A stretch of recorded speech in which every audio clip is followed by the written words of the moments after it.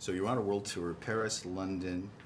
Tell me about Munich. Don't forget Munich. Okay. Tell me about the international response to the film. I think the international response to the film has been great.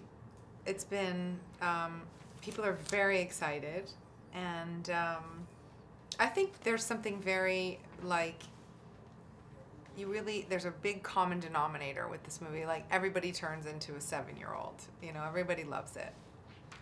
How about the fact that you get to do some real action? Talk to me about that. I was really thrilled that I got to do some action and, you know, kind of embody that power and do stunt work. And I had never really done that before, and I really, really enjoyed it.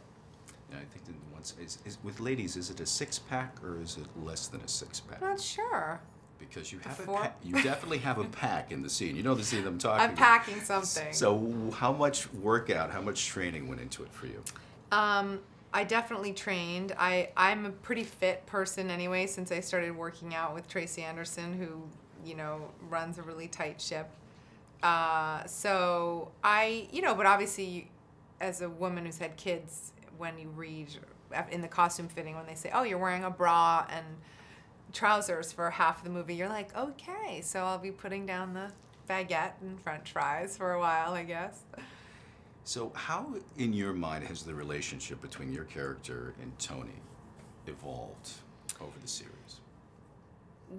In Iron Man 1, Pepper's very much a supplicant. You know, she's following him around, cleaning up his messes, you know, getting his one-night stands out of the house and all of that. And by the time Iron Man 3 starts, their relationship has evolved to the point where they're living together. They're very equal in the relationship. She's demanding something of him. And you see a real deepening, and you see the complexity. You know, the bar for a major trio of films in a major franchise like this gets set very high. Yeah. Do you think this movie clears the bar, and how so? I think, you know, we set a high bar in Iron Man 1 with what these kind of movies could be.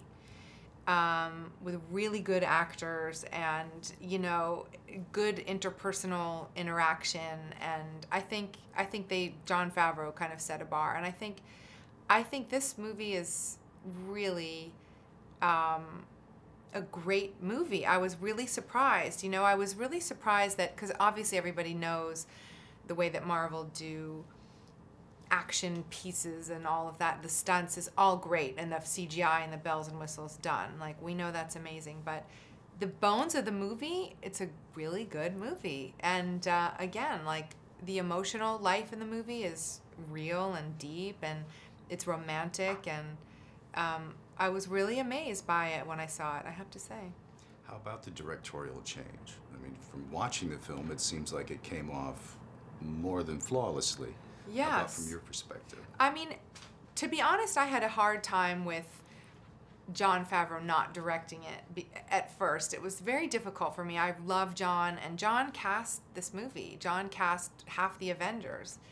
And he's a really integral part. And of course, he's still an executive producer, and he was in the movie and he was involved. But for me as an actress, it was very strange for him not to be at the helm. And it really took a concerted effort for me to open my mind and say, no, he's not doing it. We've got a new guy.